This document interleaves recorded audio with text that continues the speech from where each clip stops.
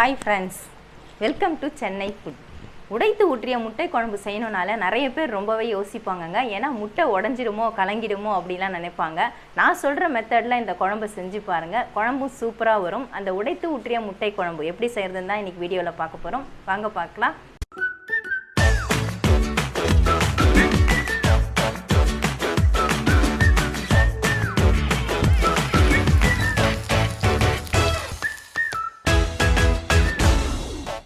உடைத்து ஊற்றிய முட்டை குழம்பு தாங்க செய்ய போகிறோம். அதுக்காக கடாயை சூடுபடுத்திக்கோங்க. நம்ம நல்லெண்ணெய் சேர்த்து விட்டுக்கலாம்.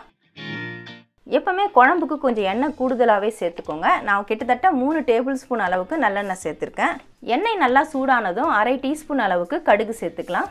1/4 டீஸ்பூன் வெந்தயம் கடுகு நல்லா பொரியட்டும். கடுகு வெந்தயம் இப்போ நல்லாவே பொரிஞ்சிருச்சுங்க. நான் கொஞ்சமாக கருவேப்பிலை எடுத்து வச்சுருக்கேன். 2 சின்ன பச்சை மிளகாயை கீறி வச்சுருக்கேன். 4-5 பல்லு பூண்டை நீல வாக்கில் நறுக்கி வச்சுருக்கேன். தோலை நீக்கிட்டு நறுக்கிக்கோங்க. இது எல்லாத்தையும் நம்ம எண்ணெயில் சேர்த்துக்கலாம். 1 கப் அளவுக்கு நான் சின்ன வெங்காயம் தோலை நீக்கிட்டு முழுசாக வச்சுருக்கேன். ஏன்னா குட்டி குட்டியாக இருக்கிறதுனால அதை நறுக்கவில்லை, நான் அப்படியே முழுசாக தான் போடுறேன். அதையும் சேர்த்துக்கிறேன். இதோட அளவு பார்த்தீங்கன்னா நீங்கள் ஒரு 200 கிராம் தோல் உரித்து எடுத்திங்கன்னா இந்த அளவுக்கு நமக்கு கிடைக்கும். வெங்காயம் நம்ம முழுசாக போட்டிருக்கிறதுனால ஓரளவுக்கு நல்லா வதங்கணும். வெங்காயம் இப்போ நல்லாவே வதங்கிடுச்சு பாருங்கள். இந்த அளவுக்கு நல்லா வதங்கினா போதும். இப்போ நம்ம தக்காளி சேர்த்துக்கலாம். நான் ஒரு மீடியம் சைஸ் தக்காளியை பொடியாக நறுக்கி வச்சுருக்கேன். அதையும் இதில் சேர்த்துக்கிறேன். தக்காளியும் நல்லா வதங்கணும். நல்லா இழையாக வதங்குச்சுன்னா தான் நமக்கு குழம்பு டேஸ்ட்டாக இருக்கும். நம்ம சேர்த்து விட்ட தக்காளியும் நல்லா வதங்கிடுச்சு பாருங்கள். இந்த அளவுக்கு நல்லா வதங்கினா போதும். இப்போ நம்ம மசாலா சேர்த்துக்கலாம். நான் குழம்பு மிளகாய்த்தூள் தான் சேர்க்குறேங்க. 3 டேபிள் ஸ்பூன் அளவுக்கு குழம்பு மிளகாய்த்தூள் எடுத்திருக்கேன். நீங்கள் தனி மிளகாய்த்தூள் சேர்க்கறதா இருந்தால் 1.5 டேபிள் ஸ்பூன் தனி மிளகாய்த்தூள், 1.5 டேபிள் ஸ்பூன் தனியாத்தூள் அப்படி சேர்த்துக்கோங்க. இந்த குழம்பு மிளகாய்த்தூளை நான் இதில் சேர்த்துக்கிறேன். கொஞ்சமாக மஞ்சள் தூள் சேர்த்துக்கோங்க. நான் அரை டீஸ்பூன் அளவுக்கு மஞ்சள் பொடி சேர்த்துக்கிறேன். சேர்த்துட்டு ஒரு தடவை நல்லா கலந்துக்கோங்க. எப்போவுமே மசாலா சேர்க்கும் பொழுது நீங்கள் ஸ்டவ்வை சிம் பண்ணிக்கோங்க. அப்போ தான் கருகி போகாமல் இருக்கும், டேஸ்ட் நல்லாவும் இருக்கும். இந்த மாதிரி நல்லா கலந்து விட்டதுக்கப்புறமா இப்போ நம்ம புளி கரைசலை சேர்த்துக்கலாம். நான் ஒரு குட்டி எலுமிச்சம்பழம் அளவுக்கு புளியை நல்லா ஊற வச்சு கரைச்சி வடிகட்டி எடுத்துருக்கிறேன். அதை நான் இதில் சேர்த்துக்கிறேன்.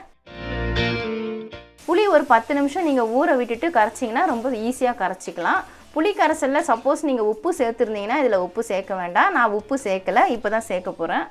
1 டேபிள் ஸ்பூன் அளவுக்கு நான் கல் உப்பு எடுத்து வச்சுருக்கேன், அதை சேர்த்துக்கிறேன். இந்த முட்டை குழம்புக்கு பார்த்தீங்கன்னா குழம்பு வந்து நம்ம தண்ணியாக தான் தாளிக்கணும். அப்போ தான் முட்டையை உடச்சி ஊற்றி முட்டை வேகிற டைமுக்கு அந்த குழம்போட திக்னஸ் நமக்கு நிறைய கிடைக்கும். இப்போ நான் கொஞ்சமாக தண்ணி சேர்த்துக்கிறேன். குழம்பு நல்லா கொதிக்கட்டும். குழம்பு நல்லா கொதி வந்ததுக்கப்புறமா உப்பு காரம்லாம் கரெக்டாக இருக்கான்னு நீங்கள் செக் பண்ணிக்கோங்க. இப்போ குழம்பு நல்லா கொதிச்சிட்ருக்குது பாருங்கள். இந்த மாதிரி நல்லா கொதிச்சிட்ருக்கணும். இந்த மாதிரி கொதிக்கும் பொழுது ஒரு தடவை இப்படி கலந்து கொடுத்துருங்க. கொடுத்துட்டு ஸ்டவ்வை சிம் பண்ணிக்கோங்க. எப்போவுமே முட்டையை உடச்சி ஊற்றும் பொழுது ஸ்டவ்வை நம்ம சிம்மில் வச்சுட்டு தான் ஊற்றணும். இல்லைனா முட்டை எல்லாமே கலங்கிட்டு ஒன்றாயிடும். நமக்கு தனித்தனியாக ஒரு முட்டையும் கிடைக்காது. நான் மொத்தம் 4 முட்டை எடுத்துருக்கிறேன். ஒரு முட்டையை நான் உடச்சி ஊற்ற போகிறேன். ஓடு நல்லா திறந்துட்டு கிட்டக்க இறக்கிட்டு ஊற்றுங்க. ரொம்ப தூரத்துலேருந்து ஊற்றக்கூடாது.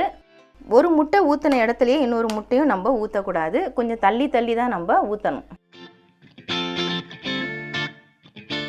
உங்களுக்கு இந்த மாதிரி உடச்சி ஊற்ற கஷ்டமாக இருந்ததுன்னா நீங்கள் ஒரு சின்ன கிண்ணத்தில் உடச்சி ஊற்றிட்டு கூட எடுத்து கிட்டக்க இறக்கி ஊற்றிக்கலாம். நான் வந்து ஸ்ட்ரைட்டாகவே குழம்புல உடச்சி ஊற்றிருக்கேன். சப்போஸ் உங்களுக்கு தனித்தனியாக ஊற்ற பயமாக இருந்தால் 4 கிண்ணத்தில் 4 முட்டையை உடச்சி ஊற்றிட்டு கிட்டக்க இறக்கி ஒவ்வொரு மூலையில் ஒரு முட்டையை நீங்கள் ஊற்றிக்கலாம். அதுக்காக தான் நான் இந்த மாதிரி கடாயை யூஸ் பண்ணியிருக்கேன். கொஞ்சம் அகலமான பாத்திரமாக இருக்கணும்ட்டு தான். பாருங்கள், நான் எடுத்த 4 முட்டையுமே உடச்சி ஊற்றிட்டேன். அந்த ஓடு தான் இது. இப்போ முட்டையை உடச்சி ஊற்றுனதுக்கப்புறமா நம்ம ஸ்டவ் சிம்லேயே தான் வைக்கணும்.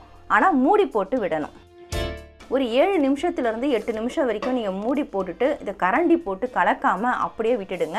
முட்டை எல்லாமே வெந்துடும். முட்டை குழம்பு மூடி போட்டு விட்டு 8 நிமிஷம் ஆயிடுச்சுங்க. நான் இப்போ மூடியை ஓப்பன் பண்ணிடுறேன். சிம்மில் தான் வச்சு நான் வேக விட்டேன். பாருங்கள் எப்படி வெந்திருக்கு. நீங்கள் ஸ்டவ்வு சிம்லேயே வச்சுக்கோங்க. இந்த முட்டையை எல்லாத்தையுமே நம்ம ஒரு பெரட்டி விடணும். ஏன்னா ஒரு பக்கம் வெந்திருக்கும், இன்னொரு பக்கம் வேகாமல் இருக்கும். அதனால் இதை அப்படியே நீங்கள் கரண்டியை வச்சு ஒரு அப்படியே பெரட்டி விட்டுடுங்க. ரொம்பலாம் போட்டு நம்ம கலக்க வேண்டிய அவசியம் கிடையாது. இப்போ நீங்கள் ஸ்டவ்வை மீடியம் ஃப்ளேமில் வச்சிடலாம். வச்சுட்டு நம்ம 5 நிமிஷம் மூடி போட்டு விட்டுடலாம். குழம்பும் நல்லா திக்காகிடும், முட்டையும் அந்த சைடும் நல்லா வெந்துடும். மீடியம் ஃப்ளேமில் வச்சுட்டு நான் 5 நிமிஷம் மூடி போட்டு விட்டேங்க. இப்போ மூடியை ஓப்பன் பண்ணிடலாம். பாருங்க குழம்பு நல்லா சுண்டி இருக்குது, முட்டையும் நல்லா வெந்திருக்கு பாருங்க. நம்ம உடைச்சி ஊற்றின முட்டை நல்லா முழுசாக வந்திருக்குது. எப்பவுமே முட்டை குழம்பு வைக்கும் பொழுது இதே மெத்தடில் நீங்கள் செஞ்சீங்கன்னா முட்டை வந்து கலங்கவும் கலங்காது, குழம்பும் நல்லா திக்னஸ் இருக்குது, நல்லா கரண்டியில் ஒட்டுது பாருங்கள். இது நல்லா சாதத்தில் ஊற்றி சாப்பிட்றதுக்கு சரியான பதத்தில் இருக்குது. இப்போ நான் கொஞ்சமாக கொத்தமல்லி தழை தூவி விட்டுறேன். கொத்தமல்லி தூவிட்டு நம்ம கலக்கி விடக்கூடாது, அந்த குழம்புலேயே அது நல்லா மிக்ஸ் ஆகிடும். இப்போ ஸ்டவ் ஆஃப் பண்ணிக்கலாம். அவ்வளவுதாங்க, ரொம்ப ரொம்ப சூப்பரான டேஸ்டியான உடைத்து ஊற்றிய முட்டை குழம்பு ரெடி ஆயிடுச்சு. நிறைய பேர் முட்டையை உடைச்சி ஊற்றினால பயப்படுவாங்க, ஏன்னா முட்டை எல்லாமே கலங்கிடும், முழுசாக வராது அப்படிலாம் பயப்படுவாங்க. நீங்கள் பயப்படவே வேண்டாம், இதே மெத்தடில் நீங்கள் செஞ்சு பாருங்கள், முட்டை எதுவுமே கலங்காது. இதே மாதிரி கொஞ்சம் பொறுமையாக நம்ம செய்ய வேண்டியிருக்கும். ஆனால் முட்டை எல்லாமே நல்லா உப்பு காரம் எல்லாமே ஊறி ரொம்ப ரொம்ப சூப்பராக டேஸ்ட்டாக கிடைக்கும்.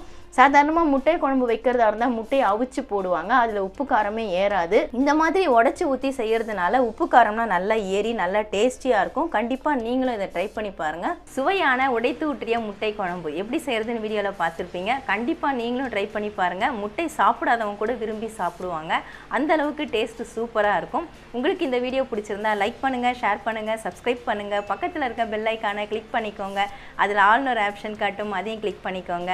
நன்றி, வணக்கம்.